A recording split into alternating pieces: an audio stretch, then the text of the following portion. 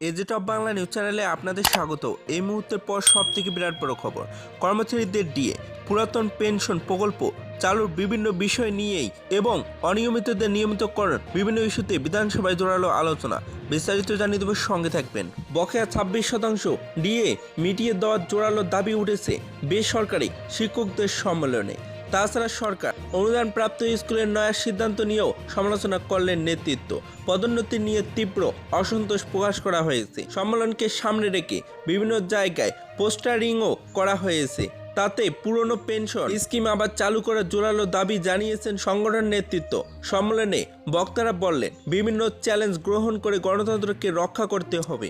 স্বাধীনতা আন্দোলনে কোনো ভূমিকা যাদের ছিল না তারাই এখন দেশ চালাচ্ছে। এই সরকারকে কেউ বিশ্বাস করে না, জবরদস্তি সরকার চালানো হচ্ছে। প্রতিবাদ হলে জেলে পুড়ে দেওয়া হচ্ছে। সম্মেলনে এভাবেই সরব হচ্ছেন বক্তারা। উল্লেখ্য, ত্রিপুরা বেসরকারি শিক্ষক সমিতি এইচবি রোডের 25তম ষষ্ঠ ত্রিবার্ষিকী রাজ্য সম্মেলন অনুষ্ঠিত হয়। রবিবার সমন্বয় কমিটির হলে সমিতির এই সম্মেলনে অনুষ্ঠিত হয়। এই দিন সম্মেলনে উদ্বোধন করলেন শিক্ষাবিদ ডক্টর দেবব্রত গোস্বামী। বললেন, যেভাবে দেশের মানুষকে ধোঁকা দিয়ে চলছে এবং একটি সরকার তাদের অপকর্ম ঢাকতে যে আচরণ করে চলছেন তাতে দেশ একনয়নতন্ত্রের দিকেই চলছে। তিনি বললেন, মানুষের সাধারণ চাহিদা পূরণে ব্যর্থ হয়ে এখন মন্দির নির্মাণে ব্যস্ত। দেশের মানুষকে জাতপাত এবং ধর্মের মধ্যে লড়াই বাঁধিয়ে দিচ্ছেন। ধর্ম নিরপেক্ষতা খাটিয়ে তুলে দেওয়া হয়েছে। এই এহেন সরকারকে চ্যালেঞ্জ ছুড়ে দিয়ে হটানোর জন্য তিনি আহ্বান জানান। সমিতির সাধারণ সম্পাদক নন্দন চক্রবর্তী তার সম্পাদকীয় প্রতিবেদন পেশ করে বলেছিলেন, রাজ্যের শিক্ষা ব্যবস্থা তলানিতে এসে ঠেকেছে।